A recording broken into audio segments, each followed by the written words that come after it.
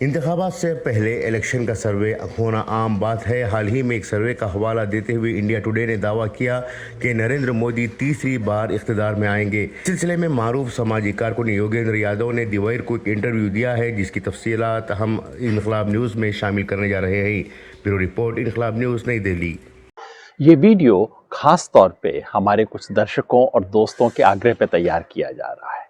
हुआ क्या कि इलेक्शन का सीजन आ गया है। इलेक्शन का सीजन मतलब सर्वे का सीजन। और अभी परसों इंडिया टुडे जो पत्रिका है उसने एक बड़ा सा सर्वेक्षण करवा के आज तक पे, इंडिया टुडे पे, मैगजीन में, सब पे छाप दिया है। और हेडलाइन बिल्कुल स्पष्ट रूप से कह दिया है कि मोदी जी तो तीसरी बार जीत के आ रहे हैं। अब दोस्तों ने फोन किया, भाई आपकी क्या राय है, सर्वे ने तो ऐसा कह दिया है। मैंने कहा भैया मैं भविष्यवाणी का काम नहीं करता, अब भविष्य बनाने का काम करता हूं, बताने का नहीं। उन्होंने कहा फिर भी आपको पता तो है कि क्या गड़बड़ है, जरूर कुछ सरकार का खेल है। और मैं कहता हूं कि नहीं, सर्वे से डील करने का तरीका ये नहीं है। उसकी नीयत पे शक करना, किसी का पैसा, ये सब भी खेल होते हैं। लेकिन किसी भी सर्वे को समझना है तो उसके अंदर घुस के देखिए। और चूंकि इतने दोस्तों ने रिक्वेस्ट किया तो मैं आपको 5 चीज बताता हूं इस सर्वे को समझने के लिए, और इस जैसे इतने सर्वे जो अब आएंगे उन्हें समझने के लिए। पहली बात, ये सर्वे टेलीफोन इंटरव्यू पर आधारित है। ये कहीं लिखा नहीं हुआ है, ध्यान से। लेकिन कभी भी किसी सर्वे को देखें ना तो उसका मेथडोलॉजी नोट देखा कीजिए, ये वाला। इसमें एक शब्द है कैटी, CATI। ये कैटी क्या होता है? Computer assisted telephone interview. मतलब कि जैसे सर्वे हम किया करते एक जमाने में, मतलब कि हमारे स्टूडेंट्स, दूसरे लोग जाते थे, किसी का घर का दरवाजा खटखटाते थे, कहते थे मुझे आपसे बात करनी है, प्लीज कर लूं। और फिर उसके बाद आमने सामने बैठ के बात होती थी, मुखामुखम। यहां ऐसा कुछ नहीं हुआ है, ये टेलीफोन पे किया गया है। टेलीफोन का नंबर लिए, पूरी जितनी भी कंपनियों के जितने भी नंबर मिल सकते थे, और उसको रैंडमली पिक किया, वहां फोन किया, जिन लोगों ने जवाब दिया उनसे बात की। इसमें मैं बेईमानी नहीं बता रहा मैं, लेकिन इसके 2 असर याद रखिए।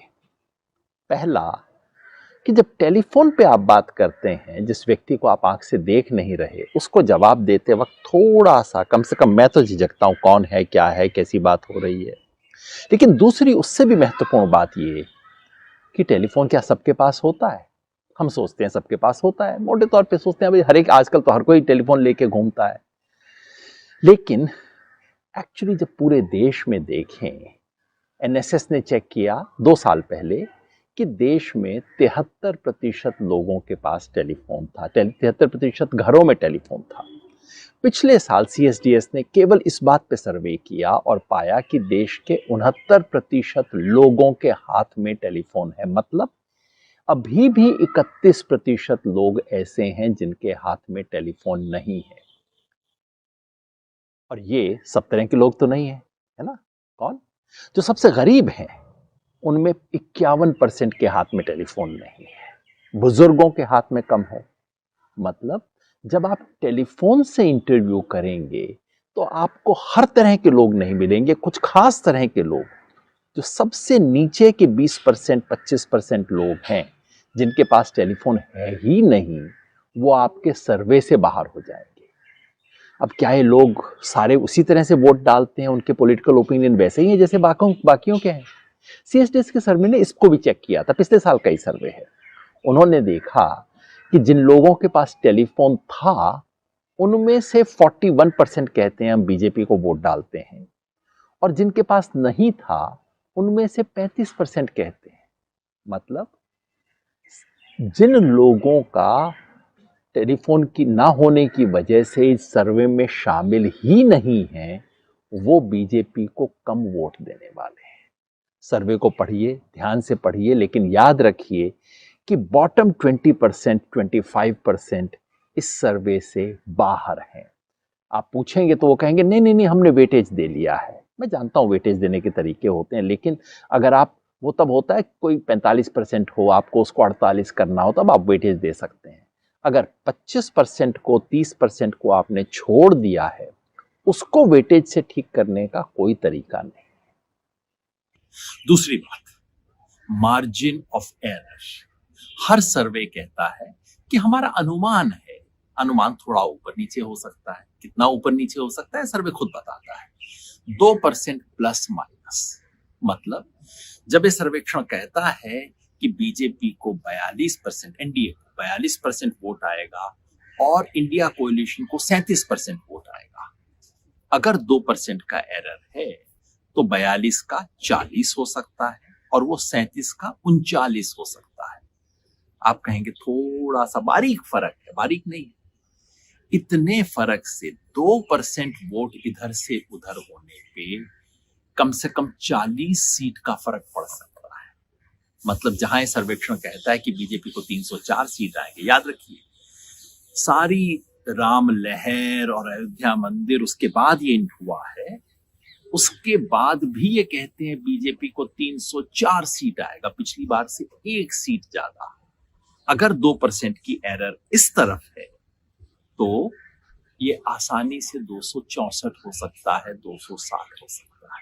इस सर्वेक्षण का, मैं बाहर से नहीं कह रहा हूं, मैं केवल इस सर्वेक्षण का अनुमान बता रहा हूं। और उससे भी ज्यादा महत्वपूर्ण ये है कि ये सर्वे कहता है कि हमारे अनुमान में लोकल लेवल पे, मतलब स्टेट लेवल पे 5% की ऊंच नीच हो सकती है। मतलब कि जिस पार्टी को कर्नाटका में, जैसे इन्होंने कहा कि कांग्रेस को 53%, कांग्रेस को 42% वोट बता रहे हैं और बीजेपी को 53% वोट बता रहे हैं, 5% का मार्जिन अगर इस तरफ हुआ तो ये मामला हो सकता है 47 और 48 बिल्कुल बराबरी पे पहुंच जाए। मतलब ये जैसा दिखाया जा रहा है जरूरी नहीं वैसा। अब आप कहेंगे कि गलती दूसरी तरफ भी हो सकती है, बिल्कुल हो सकती है। मैं केवल ये कह रहा हूं, केवल इस आधार पर आप ये निष्कर्ष न निकालें, क्योंकि ये सर्वे में अभी मार्जिन ऑफ एरर है। हर सर्वे में होता है, इन्होंने बता दिया है। और ये भी याद रखिए अभी वोट डले नहीं। खैर उस पर बात। अब तीसरी बात, अब हम सर्वे के अंदर घुस के देखते हैं। आमतौर पे क्या होता है, जब सर्वे में हम देखते हैं तो सिर्फ सीट वोट देख के कौन जीत रहा है और बंद कर देते हैं। अंदर घुस के देखिए, खास तौर पे अर्थव्यवस्था के बारे में लोग क्या कह रहे हैं। याद रखिए इसमें अभी भी बॉटम के 20% लोग शामिल नहीं है, लेकिन जो 80% ऊपर वाले हैं वो भी क्या कह रहे हैं। उनसे पूछा जाए कि देश में क्या अनएम्प्लॉयमेंट की हालत चिंताजनक है, हाँ काफ़ी चिंताजनक है। 71% लोग कहते हैं हालत या तो चिंताजनक है या बहुत चिंताजनक है। 54% कहते हैं बेहद चिंताजनक है। चलिए चिंताजनक तो है, मोदी सरकार ने इसके बारे में क्या किया है, अच्छा किया है, नहीं किया है, संतोषजनक है। सिर्फ 32% कहते हैं कि सरकार ने कुछ ठीक ठाक काम अनएम्प्लॉयमेंट के लिए किया है। 25% कहते हैं खास नहीं किया और 31% कहते हैं कुछ नहीं किया। ध्यान रखिए, अनएम्प्लॉयमेंट समस्या है, मोदी सरकार कुछ नहीं कर रही है। उनसे पूछिए आपके घर की अर्थव्यवस्था पे, घर की माली हालत पे महंगाई का कितना असर हुआ। 62% लोग कहते हैं कि हालत महंगाई से इतनी खराब है कि घर का गुजारा नहीं चल रहा। 62%, ये कोई नीचे के 5-10% नहीं कह रहे हैं। और ये सोच लीजिए इसमें से अभी नीचे वाले 20% तो गायब ही हैं, फिर भी वो कह रहे हैं गुजारा नहीं चल रहा है।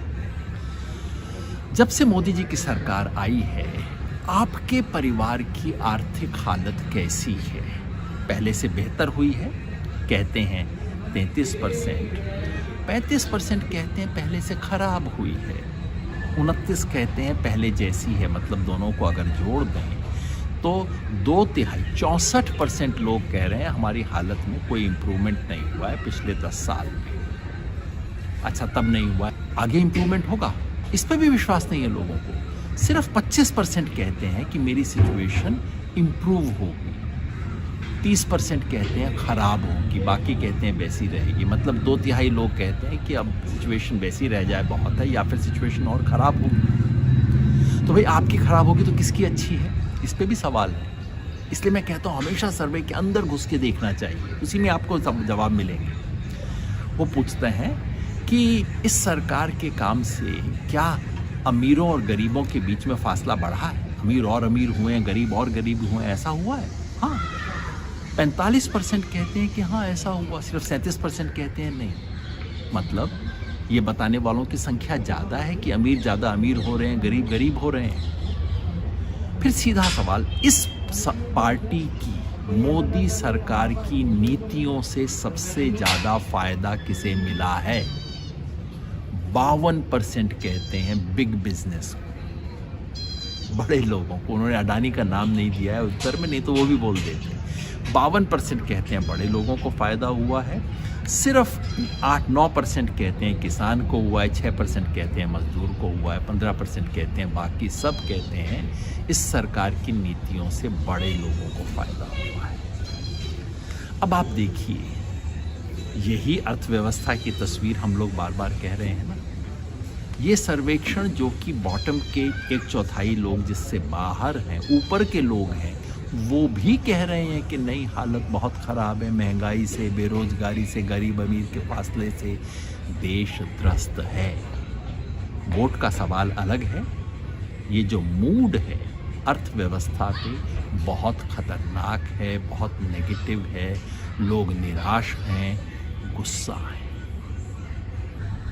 अब चौथी चीज़, अर्थव्यवस्था नहीं, अब राजनीतिक व्यवस्था देखिए। मोदी जी कहते हैं न खाऊंगा न खाने दूंगा, तो सर्वे पूछता है लोगों से कि क्या इस सरकार के आने के बाद से करप्शन कम हुआ है? बराबर, जितने कहते हैं कम हुआ, उतने ही कह रहे हैं कि ना, कम तो नहीं हुआ।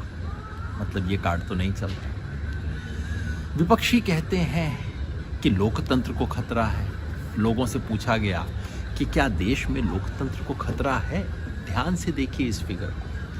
46% लोग कह रहे हैं खतरा है, बाकी 39 कह रहे हैं नहीं। जो बाकी है उनका कोई ओपिनियन नहीं है। मतलब वोट सरकार को देने की बात कर रहे हैं, लेकिन साथ में कह रहे हैं कि खतरा है लोकतंत्र को। जुड़ा हुआ सवाल पूछा गया कि क्या सरकार एजेंसियां का इस्तेमाल कर रही है? ईडी, ये जिसमें इलेक्शन डिपार्टमेंट बोलता हूँ बीजेपी का, ईडी, सीबीआई, सरकार क्या इसका बेजा इस्तेमाल कर रही है विपक्षियों को तंग करने का? इससे भी लोग सहमत हैं। यहाँ भी 46% लोग कहते हैं कि हाँ, सरकार बेजा इस्तेमाल कर रही है, गलत कर रही है, विपक्षियों को प्रताड़ित करने के लिए कर रही है। 37% कहते हैं कि ऐसा नहीं। और लोगों से पूछा गया कि क्या आप खुल के अपनी बात कह सकते हैं? अब याद रखिए, जो खुल के बहुत कह नहीं पाएगा वो सर्वे में भी शायद खुल के नहीं कहेगा, और टेलीफोन पे तो नहीं कहेगा। फिर भी जब लोगों से कहा कि आप खुल के पॉलिटिक्स के बारे में और धर्म के बारे में अपने विचार रख पाते हैं, तो सिर्फ 47% हैं जो फ़ोन पे कह रहे हैं कि हाँ मैं रख पाता हूँ। 41% लोग फ़ोन पे कह रहे हैं कि नहीं नहीं, मैं खुल के बात नहीं रख सकता अपनी। देश में भय है, प्रताड़ना है, लोकतंत्र पे खतरा है, और करप्शन के मामले में इम्प्रूवमेंट नहीं है। निष्कर्ष आप निकाल लीजिए। और पांचवी और आखिरी बात, जैसा रवीश कुमार कहते हैं ना, टीवी थोड़ा कम देखा कीजिए। उसी तरह से मैंने सर्वे किया है, मैं आपको कहता हूँ सर्वे थोड़ा कम देखा कीजिए। इस देश में ज़रूरत से ज़्यादा सेफोलॉजिस्ट हैं। हर कोई, हर पान की दुकान से लेके कहीं पे भी बैठे हुए, पार्क में बैठे हुए अंकल, सब सेफोलॉजिस्ट हैं। और मैं बार बार कहता हूँ ये उसके बारे में कीजिए, बारिश के बारे में भविष्यवाणी की जाती है। जो काम हमने करना है उसके बारे में भविष्यवाणी क्या, वो तो हमें करना है ना। इसलिए सेफोलॉजी कम कीजिए, सर्वे कम देखा कीजिए। याद रखिए, चुनाव दौड़ तो है, लेकिन अभी उस दौड़ में एक कदम भी नहीं लिया गया है। ये सर्वे वगैरह केवल अनुमान है कि आज से 2.5-3 महीना बाद कोई व्यक्ति क्या करने की सोच रहा है। अभी तक एक भी व्यक्ति ने वोट नहीं डाला है। होगा वो जो हम चाहेंगे। चुनौतियां हैं, लेकिन संभावनाएं भी हैं।